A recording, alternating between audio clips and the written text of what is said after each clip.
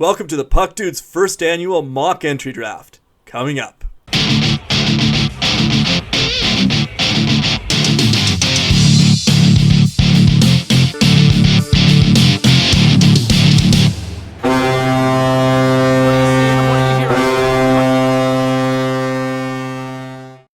All right, huge welcome to our guests, Brodie McLeod, Rod Rambairn. Brodie and Rod, it's great to have you with us here today. So here's how it's going to work, folks. We're going to do the first 12 picks in this year's entry draft. And we drew before, we did a random drawing before the draft. And I actually got the first draft pick. So it is my honor and privilege to draft for the Buffalo Sabres. And before each draft pick, we're going to briefly tell you what we're shopping for. And in Buffalo's case, I think you know, we're shopping for a little bit of everything. Buffalo's obviously been in a bit of a hurting place. So in my mind, Buffalo's going to need to do some development on their own side, some long-term development of somebody who could turn into a good supporting cast member for Eichel. And with that in mind, for the first draft pick, for the first pick overall this year, I'm going to Matthew Beniers from the University of Michigan. And my thinking there is that he's the most consistent point per game producer amongst the players who are available in this year's draft. And again, without having a lot of extra space, you need somebody who's going to be able to develop with time, who will be a good scorer, a good supporting cast scorer, a little bit like Leon Draisaitl in Edmonton, the role that he's playing for Connor McDavid there. You need a counterpart to that, and I think Matthew Beniers from the University of Michigan is your man for Buffalo. All right, that's first pick overall. I am passing over to Brodie McLeod for the second pick. So that leaves us up here with the Seattle Kraken. Not unlike the Buffalo Sabres, also a team in need of everything because they're starting right from scratch. So the difference is, starting from scratch, the Kraken fan base, they're excited about what's going on for their team. The Buffalo fans, though, they are getting a little frustrated. But the Kraken franchise is going to be packaging this first ever pick for the NHL Entry Draft as an upcoming cornerstone franchise player. And the person who's going to embody that for the Kraken is going to be Owen Power, once again going to the University of Michigan. The Mississauga native is the consensus top player available, according to the big media outlets, according to all the top NHL scouts that you talk to. Owen Power is the top pick, and his game specifically, he brings a combination of defense and speed, a speed that's uncommon for that 6'6". Some of the scouting reports list him at 6'5". Some have him as big as 6'6". That kind of a frame, able to get around the way he does on the ice, is very impressive. Now the thoughts are that he was intending to go back to Michigan for another year, but his play this year at the Men's World Championship, it showed that he very well could be ready to compete at the NHL level this year. And especially if he can be paired with a veteran D-man that the Kraken can insulate him with, perhaps a Kevin Shattenkirk, somebody of that ilk, it could be a phenomenal jumpstart to a potential Hall of Fame career. Yeah, went way out on a limb taking Owen Power too. Hey, you left him hanging there for me.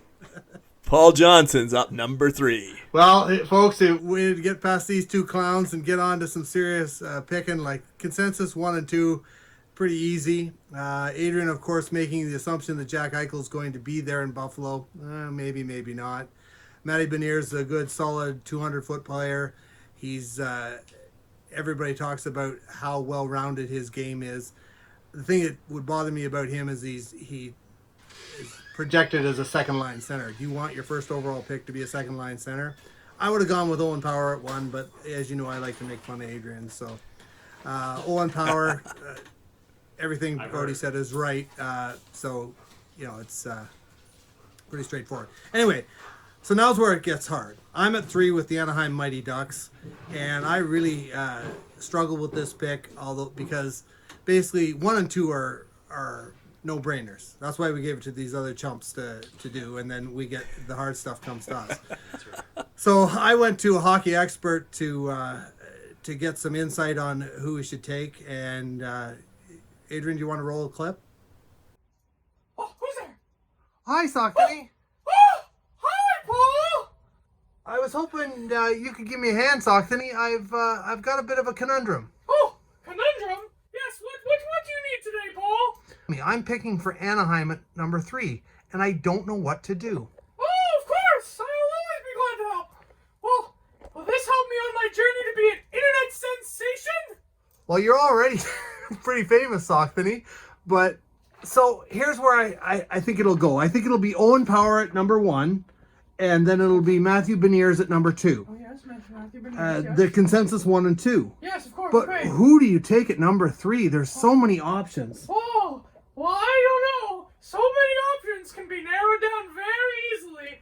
So if 1 and 2 are taken, I have the answer for number 3. Really? It's that simple for you? Like, I'm thinking Dylan Guenther because he's a great forward. You've got Luke Hughes as one of the great defensemen coming. William Eklund, who the Swedish superstar. None of those, eh? No. The answer is simple. Defense wins championships. So, That's a little aggressive, Sockney, but I agree, the yes. answer's simple. Brandt Clarke. Brandt Don't you Clarke. remember? U18, Canada. He's the only one to take. Yes, I do remember. Brandt Clarke was pretty spectacular at the U18s, and he's a great puck-moving defenseman, and he's always in on the play. I think you're right, Sockney. Yes, Saucony is always right.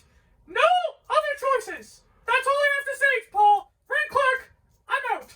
All right. Well, thank you, Sockney. That was awesome. Well, there you have it. My good friend Sockney, he helped me with this. Sockney has helped us get through the pandemic. My wife teaches primary school and used Sockney to do that, but who knew he was also a hockey expert. So thank you, Sockney, for the insight there. Obviously, the pick was Brandt Clarke. He played for Nova Zamsky in Slovakia this year. Here's a kid who, as a 16-year-old playing for the Barrie Colts, got 36, 37 points, offensively minded defenseman, and then chased his dream by going overseas to play this year. So that's how dedicated to his craft he is. He's offensive-minded, jumps into the play, not afraid to take a risk. His game is not quite there yet, but he's by far the best defensive prospect available. You add him to Jamie Draisaitl, who is going to be a superstar in the league. Anaheim's going to be set for years to come. They've also made some great picks with some of their other picks. You look at guys like Max Comtois, Troy Terry, Sam Steele, and my favorite player coming through, Trevor Zegras. This team is going to be a force to deal with in the near future. All right, so that's your number 3 pick, and we're over to Rod Rambaran for number 4. Okay, and thanks to Paul and Adrian for having us on today. Glad to be here. Feel a little bummed because this year we didn't get to go to the World Junior Showcase in Plymouth like we normally do and see a lot of these guys, but we're going to give this a shot anyway. So I got the Devils. What do the Devils need? Well, most people will probably say the Devils need everything. But truthfully, when I look at them, I think they're strong up the middle. They've got a young core of Zaka, Hughes, Heischer, Sharon Govich, who had a breakout season. Their defense is serviceable. It's not that bad. Ty Smith, David Severson, Ryan Graves, who's a fantastic pickup for them, Ryan Murray, and PK. He can keep it going. So the truth is they need wingers. Last year, Cal Palmieri was their number 1 winger, and he's gone. So, that being said, New Jersey, with the 4th overall pick, takes Dylan Guenther from the Edmonton Oil Kings. Dylan's, this is a kid who can play on either wing. He's a deadly shooter, great passer, excellent skater. He's got plus acceleration, and he's dangerous through the neutral zone, which is so important. If you watch the playoffs this year, the way they're moving the puck through the neutral zone, it's pretty incredible, and this kid's going to be big for them. He's also an excellent two-way player, and he's above average defensively for a forward. His NHL comp that I was reading, and when I was doing my reading, is NHL comp is Tyler Seguin, and if you can get a guy like Tyler Seguin, I think the Devils will be super happy. he may be a season away. He's still got to make up for essentially a lost year from COVID. That's okay. That fits in with the Devils' timeline. They'll be fine. So the Devils should take Dylan Guenther. All right, so it's back to me for number 5, and I've got the pick for the Columbus Blue Jackets. And guys, of all the things that Columbus is needing, I got to say the missing piece I think in Columbus right now is scoring. They were third last in the league this year in scoring. That is behind the Buffalo Sabres. And that's saying quite a bit for just how bad the scoring situation is in Columbus right now.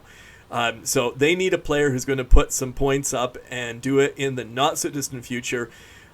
I'm going to go to William Eklund for this pick. His experience is entirely in Sweden, either within Sweden's development program or within in club teams. So there's a little bit of a risk there because you haven't had him playing alongside players on the North American ice. But at the same time, he's got a really nice scoring touch. I think he's somebody who he won't be delivering the big points right away, but he's a mature kid, and I think he should be able to deliver some point production within a couple of years. And honestly, I think that's what Blue Jackets are needing sooner rather than later. And for that, I think William Eklund is the right person for the job at this point. Paul, we're going back to you for the number 6 pick. All right, I've got Detroit Red Wings at number 6. Detroit, obviously a team on the rebuild. They have some pieces that are there. You've got Dylan Larkin, who's the cornerstone. You've got Philip Zadina that's coming. You've got Joe Veleno. Last year's pick, Lucas Raymond, will be a star in this league. They are set in the future with Moritz Seider at defense. And so what they are missing is a goaltender. So I went with Jesper Wallstedt from Sweden. He is a big, strong, athletic goaltender who is unflappable, and that's what you need, a nice, steady goaltender to finish this core.